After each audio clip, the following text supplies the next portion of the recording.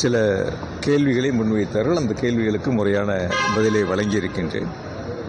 குறிப்பாக ஒரு சாட்சிகள் என்ற அடிப்படையில் அன்று நடைபெற்ற சில நிகழ்வுகள் குறித்து என்னிடம் கேள்விகளை முன்வைத்தார்கள்.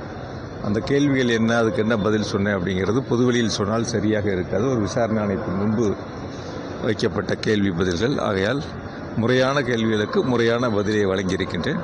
சார், எத்தனை மணி நேரம் உங்களுக்கு அந்த கேள்விகள் கேட்கப்பட்டது? நீங்கள் எத்தனை மணி நேரம் அந்த உங்களுக்கு டைம் ஸ்பெண்ட் பண்ணீங்க? விசாரணை 10:30 மணிக்கு வர சொல்லியிருந்தாங்க. நான் 10:15 போயிருந்தேன். திரும்ப ஒரு 5 மணிக்கு நிறைவு பெற்றது. கேள்விகள் கேட்கப்பட்டது சார். கேள்விகள் எண்ணிக்கை என்னங்கிறது பார்க்கல. அதான் சொன்னேன், நான் விசாரணை முன்பு சொல்லப்பட்ட கேள்விகளும் அதுக்கான பதிலும் சொன்னால் சரியா இருக்காது.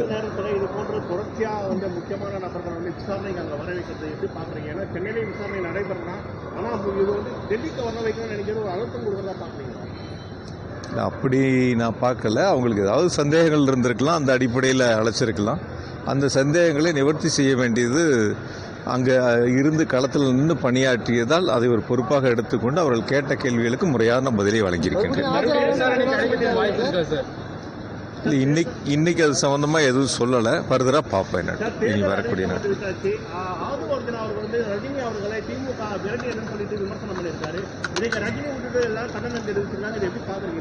சார், ஒரு கருத்து. இப்போ தேர்தல் நேரங்கள்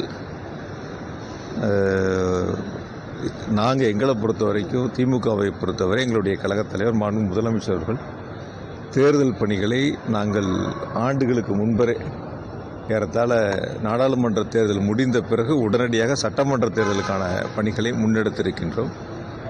பொதுவாக இளைஞரணி நிர்வாகிகள் சந்திப்பு, வெல்லும் தமிழ் பெண்கள், மகளிர் அணி மாநாடு, BLA 2 BLC பூத்து கமிட்டியினுடைய மாநாடுகள் என தொடர்ச்சியாக மாண்பு முதலமைச்சர்கள் இறுதியாக திருச்சியில் மாநில அளவிலான 10 லட்சம் பேர் கூடிய மாநாடுகள் என தொடர்ச்சியாக தேர்தல் பணிகள் மிக வேகமாக நாங்கள் சென்று கொண்டிருக்கின்றோம். அதனால் மற்றவங்களை பற்றி, மற்றவங்களுடைய கருத்துக்களை பற்றி நாங்கள் ஆலோசிக்க வேண்டிய, சிந்திக்க வேண்டிய அவசியம் எங்களுக்கு இல்லை. களத்தில் மக்கள் வாக்களிப்பதற்கு தயாராக இருக்கின்றார்கள். 2026 சட்டமன்ற தேர்தல் களம் என்பது மாண்பு முதலமைச்சர்கள் 2வது முறையாக தமிழ்நாட்டினுடைய முதலமைச்சராக ஆட்சி பொறுப்பை ஏற்பதற்கான சூழல் அமைந்திருக்கிறது. மக்கள் வாக்களிக்க தயாராக இருக்காங்க. அதனால் மக்களை சந்திக்கக்கூடிய பணிகளில் நாங்கள் சிறப்பாக முன்னெடுத்திருக்கோம். தேர்தலை நோக்கி நாங்கள் பயணித்துக் கொண்டிருக்கின்றோம்.